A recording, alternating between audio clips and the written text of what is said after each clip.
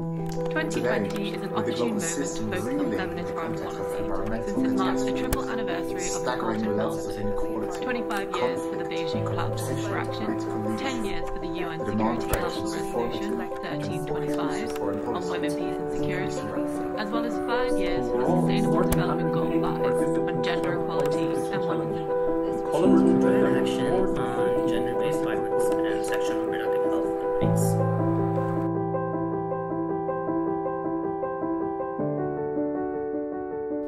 Women and traditionally marginalized groups have historically been underrepresented in government, policy making, and subsequently in foreign policy. This has led to foreign policies that traditionally neglect the interests of these groups, ultimately increasing and reinforcing pre-existing gender inequalities and power orders. Today, with the global system reeling in the context of environmental catastrophes, staggering levels of inequality, conflict and confrontational political leadership, the demand for a transformative and more inclusive foreign policy is increasing rapidly.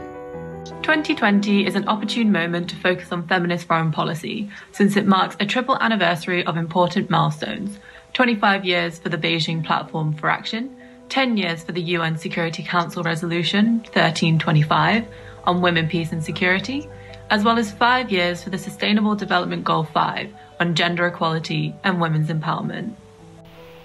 In order to map the future development of a feminist foreign policy agenda, the Open Think Tank Network set out for a transnational participatory process to answer the question, what should feminist foreign policy look like in the 2020s? The Open Think Tank Network consists of 5 grassroots think tanks from Germany, France, Switzerland, Austria and the UK. We are a large international community of young volunteers and foreign policy enthusiasts working on making foreign policy more inclusive. The crowd innovation platform Policy Kitchen allows us to scale inclusive processes across borders. Together, we organized 7 virtual workshops and published an open call for ideas. Our activities attracted an international audience we could never have reached with physical formats alone. We got participation from 5 continents representing governments, international organizations, academic institutions, the private sector, NGOs and youth from as far as Azerbaijan and the Caribbean. Overall, more than 180 participants joined the Policy Kitchen Challenge and collaboratively developed more than 80 policy proposals. This rich material became the basis of a comprehensive publication on feminist foreign policy. 5 broad themes emerged from these ideas: intersectionality, representation and methodology, physical and mental safety and autonomy, environment and climate change, peace and security, and trade, economy and informal work. Here are some of our favorite ideas that came out of the process.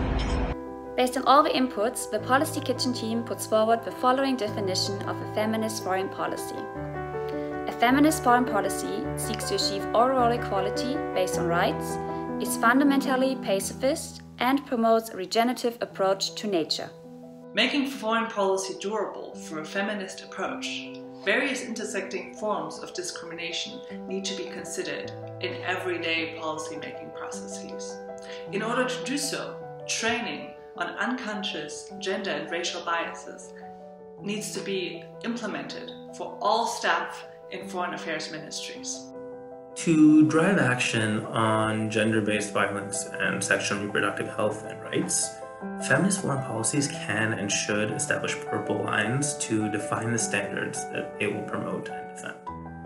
By taking the existing concept of red lines and turning it into an accessible but powerful rhetorical tool for defining feminist foreign policy agendas, we can translate global frameworks, conventions, and treaties into purple lines that represent the concrete issues and actions that feminist foreign policies will mobilize around and defend all over the world.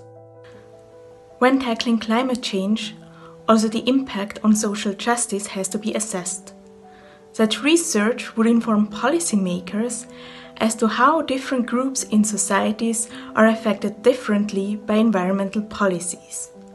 Thereby, the specific needs of particularly vulnerable groups, including women, have to be taken into consideration.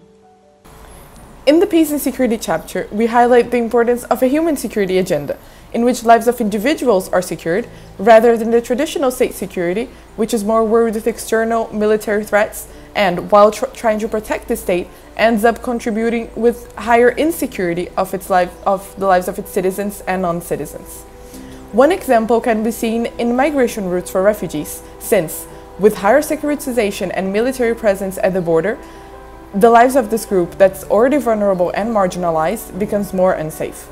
In addition to our emphasis on human security, we do recognise the practical realist dimension of security that predominates the international arena. But a regulation-based approach to the arms trade, conducted under a militarised patriarchal context, will only continue to perpetuate systemic violence through legal avenues and thus remains inadequate. We urge states that have adopted a feminist foreign policy to begin a genuine pursuit of global disarmament, beginning with committing to phase out their own arms exports and applying multilateral pressure on violators of this commitment.